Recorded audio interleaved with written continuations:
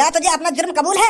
यहाँ मेरा ब्याह करवा रहे हो क्या? कबूल है ना कबूल है? अरे मैंने मर्डर करो, मुंह पे कहीं भी बुलवा लो यार। तो कल अदालत में जाकर बोलना इस बात को। अरे कहीं ले चलो मुख में, वहीं बोल दूंगा जाके कि मैंने मर्डर करो है, मैंने मारा वो कातिल। तो मिलते हैं कल अदालत में। ए भाई या बुड्ढे की का कार्यवाही होगी 5-6 दिन में, तो वैसे टपक जाएगा। अगर यहाँ ने कोई गुनाह करो भी है तो या को तो ऐसी छोड़ देना चाहिए, का जिंदगी रह गई होगी आकी। मोगो तो वैसे ही आके पैर कवर में दिख रहे हैं। अबे इस बुड्ढे को कोई मामूली बुड्ढा मत समझ, इसने एक कातिल को मारा है। जो शहर में अभी 15-16 मर्डर हुए हैं ना, इस बुड्ढे ने वो आदमी मारा है। अच्छा सही कह रहा हो तू। कार्यवाही शुरू करी जाए। और कहना तो झूठ बोल रहा हूँ, यही ने मारा है वो कातिल जिसने 15-16 मर्डर करे थे। कार्यवाही शुरू करी जाए। अरे ये सास की कार्रवाई तभी तो शुरू हुई थी जब ये मारद चोर छुपेंगे जो तुम्हारे बगल में खड़े हैं। लल्लूरा खामखा की बकचोदी कर रहे हैं, इतनी देर तक खड़े हुए यहाँ पे, इनकी बात हम नहीं सुनूंगा बहुत देर से। शांति बनाए रखें, यहाँ पे गाली गलौज करने की कोई जरूरत नहीं है। बुड्ढे मेरी आवाज तो तुम यूं ही सुनाई देगी, जो तेरे बगल में यूं खड़े कहे तो इनकी आवाज सुनाई न दी तुमको। यूं इतनी देर से तुम्हारे बगल में खड़े हैं क्या मेरी बुराई करे जा रहे, तुमको इनकी आवाज सुनाई न दे रही? मुंह तो झाड़ी कह दी तुमने कि शांति बनाए रखे। बुड्ढे मुंह बंद कर ले। सॉरी योर ऑनर, मैं माफी मांगता हूँ इसकी तरफ से। मुकदमे की कार्यवाही शुरू करी जाए।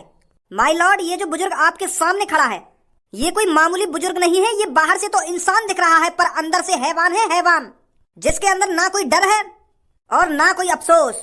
इसने शहर के चौराहे पर एक कातिल को इतनी बेरहमी से मारा है, आप ये अंदाजा भी नहीं लगा सकते। खामखा झूठ बोल रहे हो कि इतनी बेरहमी से मारा, ना बेरहमी से मारा है। अरे बेरहमी वो होती है जब किसी कातिल को तड़पा तड़पा कर, पानी पिवा पिवा कर मारा जाता है। मैंने तो उस आदमी को झटके की मौत दी है, उसे पता भी नहीं चला होगा वो कब मर गया कब नहीं मरा। यहाँ का झटके से मार दिया है, बेरहमी से नहीं मारा मैंने, वहाँ को झटके से मारा है, झटके से था और कातिल खत्म। एक सेकंड में कातिल यूं पता न लगी होगी कि मैं मर गया, और यूं बेरहमी कहते हैं। झूठ बोल रहे हैं पुलिस इंस्पेक्टर साहब। दादाजी आपके साथ है कोई जो आपके पक्ष में बोल सके? शेर जहाँ भी जाता है अकेला ही जाता है, शेर के साथ कोई बिचौलिया नहीं चलता। ना ही उसके कोई आगे होता है, ना ही उसके कोई पीछे होता है। शेर तो शेर ही होता है, तो ना ही कोई शेर के साथ आया है और ना ही कोई शेर के साथ आएगा। शेर इस अदालत में खुद आया है और खुद ही जवाब देगा।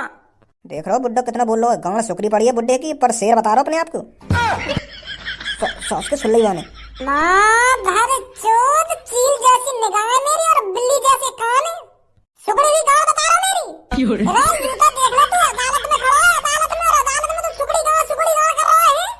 बकचोदी करे जा रहे हो, उतनी देर तक करे जा रहे हो, और यहाँ पे देखता रहो कौन का सजा दी जाएगी, का सजा न दी जाएगी।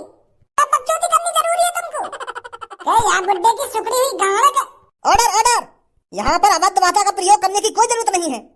मेरे को अभद्र भाषा बोल दी, तुम्हारे बगल में खड़े हैं कि मुंह तो सुकड़ी गाँव कर रहे हैं, इनकी बात समझ में आ रही तुमको? मुंह इनकी बात यहाँ तक सुनाई दे रही है और तुमको बगल से बगल की बात सुनाई न दे रही। दादाजी तुम ये देख लो, आप अदालत में खड़े हो, अदालत में, और आपसे जितना पूछा जाए आपको बस उतना जवाब देना है, ज्यादा बोलने की कोई जरूरत नहीं है। ठीक है। सब तो खामखा के ले आइए हमें भज्जी के घर पे, फिर गाली सुनवाएगी हमें। वो भज्जी धनुआ आपस में तो गाली गलौज करेंगे, साथ में हमारी भी ऐसी तैसी मारेंगे। तो मैं तो यही मारे कह रही है, चुपचाप निकल ले भज्जी के घर से, कहीं खामखा की गाली सुनवा दे हमें। अरे मैंने तो कहना है कि कोई गाली न देगा तुमको। उन दोनों के बीच में कोई लड़ाई झगड़ा नहीं हुआ है, वो दोनों तो बस आपस में नाटक कर रहे थे, नाटक। तेरे नाटक के चक्कर में मेरी माँ बहन कर देगा भज्जी, मुँह तो वैसे चढ़ेगा। अगर मैं बाबू दी ना सामने तो मेरी ऐसी तैसी और मार देगा वो, तेरे नाटक के चक्कर में।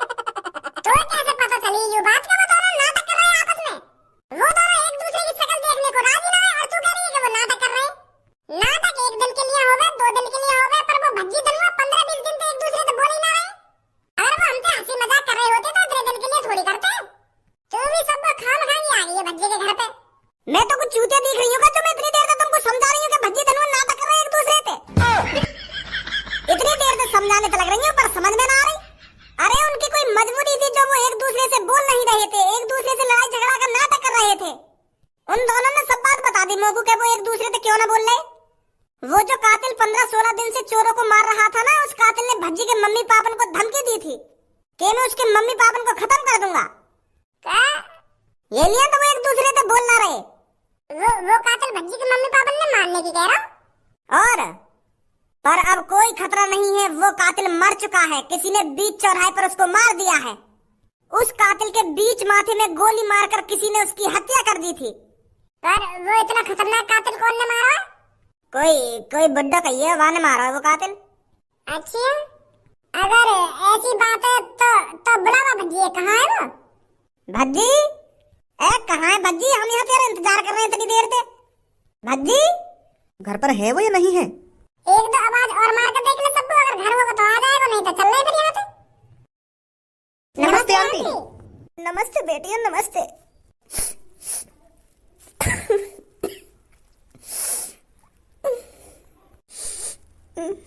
अरे आंटी क्या हो गया, क्यों रो रही हो आप?